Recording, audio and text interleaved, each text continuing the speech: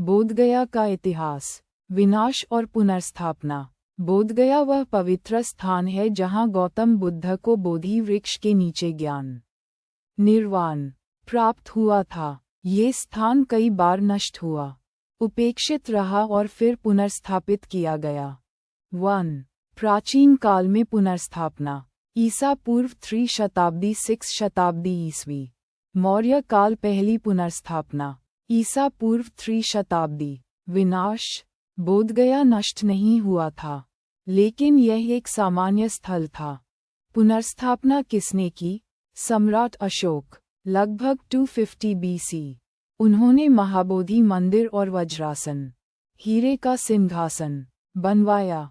बोधि वृक्ष की एक शाखा श्रीलंका भेजी, जिसे आज भी अनुराधापुरा में श्री महाबोधि वृक्ष के रूप में पूजा जाता है।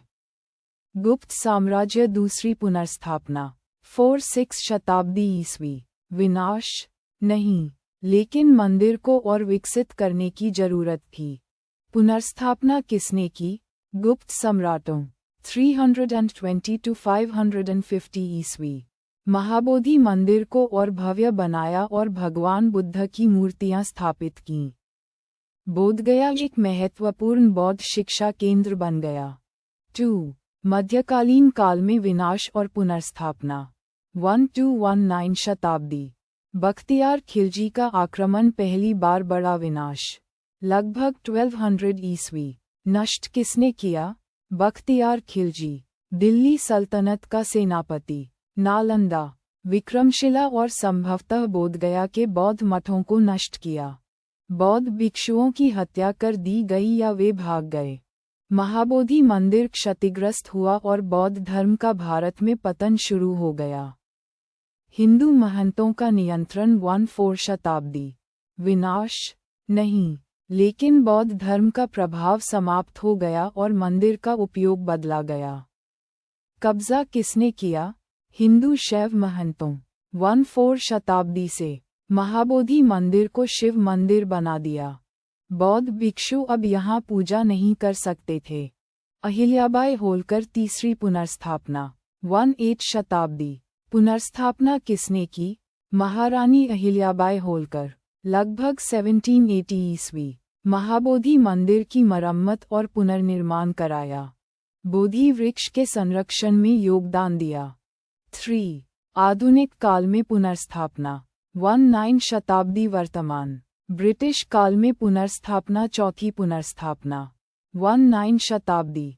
पुनर्स्थापना किसने की? Sir Alexander Cunningham. भारतीय पुरातत्व सर्वेक्षण।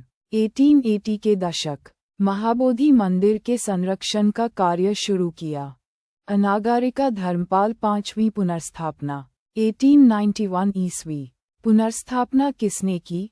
अनागारिका धर्मपाल, श्रीलंकाई बौद्ध नेता।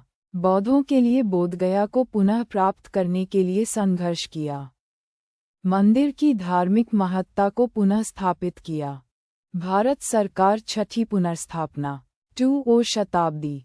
पुनर्स्थापना किसने की? बोधगया मंदिर अधिनियम 1949। भारत सरकार। मंदिर का प्रशासन हिंदू और बौद्ध प्रबंधन के संयुक्त नियंत्रण में आया। महाबोधि मंदिर का पूर्ण जीर्णोद्धार हुआ। यूनेस्को विश्व धरोहर स्थल सातवीं पुनर्स्थापना। 2002।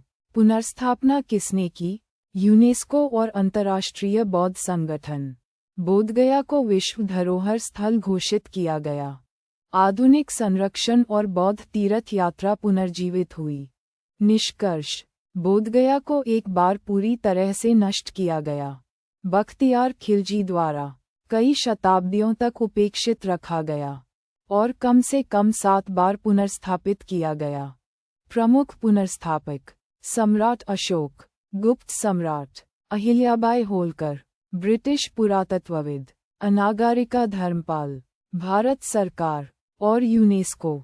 आज बोधगया एक महत्वपूर्ण बौद्ध तीर्थस्थल और विश्व धरोहर स्थल है। बोधगया और नागा साधुओं का इतिहास। बोधगया, जो कि बौद्ध धर्म का प्रमुख तीर्थस्थल है, का नागा साधुओं से एक दिलचस्प ऐतिहासिक संबंध रहा है। नागा साधु मुख्य रूप से हिंदू सन्यासी होते हैं। जो शिव के उपासक होते हैं और कठोर तपस्या के लिए जाने जाते हैं। हालांकि हिंदू और बौद्ध परंपराओं के बीच गहरे ऐतिहासिक और दार्शनिक संबंध रहे हैं, जिससे नागा साधुओं की उपस्थिति और प्रभाव बोधगया में भी देखने को मिलता है। बोधगया में नागा साधुओं का आगमन। 1. बौद्ध धर्म और शैव परंपरा का संगम। बौद्ध धर्म और शैव साधना की परंपरा भारत में कई स्थानों पर एक दूसरे से प्रभावित रही है।